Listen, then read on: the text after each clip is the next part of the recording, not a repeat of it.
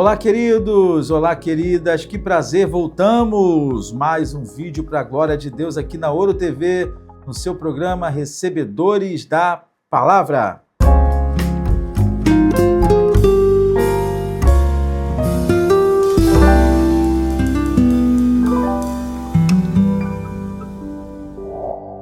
É isso aí, voltamos com mais um texto, mais uma palavra de Deus para o seu coração. Eu creio que tem sido bênção para a sua vida e como eu tenho falado todos os vídeos, tá? Assina o canal, compartilha esse vídeo, bota no seu grupo do WhatsApp, outros grupos que você tiver. Não deixe de compartilhar porque é muito importante que muitas e muitas outras pessoas tenham acesso a esse conteúdo e sejam edificados e abençoados, porque esse é o intuito desse programa. Gente, já estava com saudade de vocês e, conforme eu prometi, eu quero trazer mais um texto que tem tudo a ver com o texto que eu li, que eu trouxe aqui para vocês no vídeo sobre Davi, no vídeo sobre Paulo, e eu quero fechar falando ainda sobre Paulo. Nós estamos falando essa semana sobre confiança, desenvolver confiança em Deus. Isso é muito importante porque no mundo de hoje a coisa está muito feia, está pior do que estava. E a tendência é piorar. E a gente precisa confiar em Deus, confiar de verdade, para não se abalar diante dos eventos da vida, dos fatos que estão evidentes aí e nos trazem espanto, nos trazem apreensão, mas nele nós somos mais do que vencedores. Existe um texto em Filipenses, capítulo 2, verso 13, que foi inclusive um tema de uma mensagem que eu ministrei na minha comunidade de fé.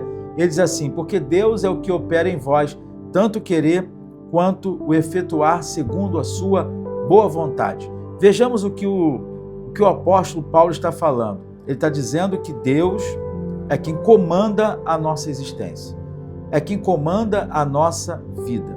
E quando você olha a Bíblia Sagrada, você vai se deparar com vários exemplos de pessoas que tiveram a sua vida revirada, se é que eu posso dizer assim. Para que você entenda melhor, Deus causou algumas coisas ou permitiu algumas coisas na vida dessas pessoas que no primeiro momento elas não entenderam, mas depois viu-se que era algo que Deus estava fazendo de maneira extraordinária. Por exemplo, o profeta Elias, no capítulo 17 de 1 Reis, ele estava na sua comodidade, na sua zona de conforto, bebendo da água da torrente e comendo pão e carne que o corvo trazia pela manhã e à tarde para ele se alimentar. O que Deus faz? Deus toca na principal fonte de sobrevivência, que era a água, e faz a torrente secar. E agora o profeta não tem mais como ficar ali em Querite, e Deus fala para ele: sai e vai para Sarepta. Gente, só para você entender, era uma viagem de dezenas de quilômetros. Não tinha Uber, não tinha avião. Ou ia a pé ou a cavalo. Muito provavelmente Elias foi a pé. E olha que coisa mais avassaladora ainda. Ele recebe a ordem de Deus para uma terra que não era a terra comum a dele, era uma terra sidônia, Sarepta de Sidom. O Deus de Sidom era um Deus diferente do Deus dele, mas Deus disse: eu quero que você vá para lá. E na fala de Deus, Deus ainda salienta algo: ó, eu mandei uma viúva te sustentar. Aí, gente, olha só, olha que coisa doida, né? Se eu sou o profeta Elias e Deus manda eu ir para um local que uma viúva vai me sustentar, eu imagino que seria uma viúva rica, uma viúva milionária, uma viúva que tinha uma herança.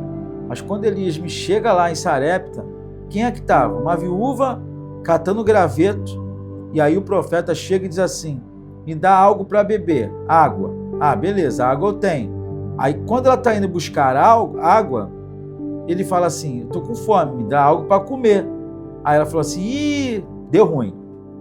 Porque isso aí não tem como não, só tem um pouquinho de farinha, um pouquinho de azeite. Tá vendo que eu estava catando os gravetos ali, profeta? Vou fazer um bolo para eu e meu filho comermos e morreremos. Note o cenário. Aí eu te pergunto, como Deus faz uma coisa dessa, gente? Tira o profeta de um lugar tranquilo, onde ele bebia da água fresquinha, comia pão e carne, que maravilha. E agora Deus leva um profeta para uma terra estranha, de um Deus estranho, para ser sustentado por uma viúva que não tinha de cair morta. Que coisa doida. Mas isso é o agir de Deus. A gente não entende. E é por isso que eu tenho falado de confiança aqui ao longo desses nossos episódios anteriores. Por quê? Se você não confia em Deus, você não faz o que Deus manda. E nem sempre o que Deus manda é algo tranquilo de se fazer. Nem sempre o que Deus manda é algo, sabe, que tem chão. Às vezes não tem chão. Deus manda você mergulhar e não tem fundo, só correnteza. Mas se você confia, você acredita que Deus não te deixará morrer. Então foi assim que aconteceu com o profeta. Quando você continua lendo o texto de 1 Reis, capítulo 17, você vai ver que quando aquela viúva faz o bolo, entrega para ele, ele libera uma palavra, que a farinha se multiplicou e o azeite também. Então, quando você pega o fato e faz uma síntese, qual é o resumo que você pode fazer? O profeta obedeceu a Deus e, por intermédio do profeta, a viúva foi abençoada e o profeta também. A viúva foi abençoada, gerando-se prosperidade na casa dela para mantê-la viva, porque a perspectiva dela era morte. Ela conheceu o Deus de Elias, que pode multiplicar o pouco e muito, e o profeta teve uma experiência extraordinária de depender de Deus. Que coisa fantástica. Olha aqui, o que eu quero te falar é que Deus está comandando a tua vida.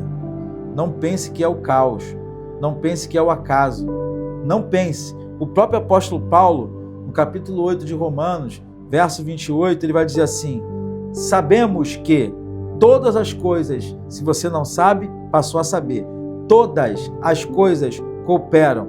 Eu falei na minha comunidade de fé, você sabe qual é a definição de todas as coisas? Todas as coisas. Pensa em alguma coisa, isso aí. Isso também. E esse outro também. Tudo isso aí que você está pensando coopera para o bem daqueles que amam a Deus. Você ama a Deus? Então isso coopera para o teu bem, para o teu crescimento, para o teu desenvolvimento, para a tua experiência com Deus, para a tua experiência de vida, daqueles que são chamados segundo o seu propósito.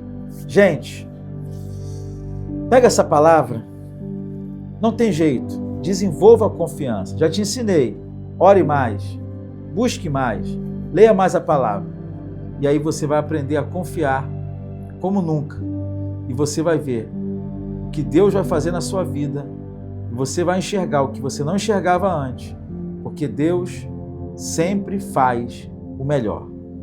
Deus te abençoe, Deus te guarde. Guarde a sua família, guarde a sua casa, guarde a sua entrada, guarde a sua saída. Compartilhe esse vídeo. E se Deus permitir, eu te vejo no próximo episódio, aqui, pela Ouro TV, no seu programa Recebedores da Palavra. Forte abraço. Tchau, tchau, pessoal.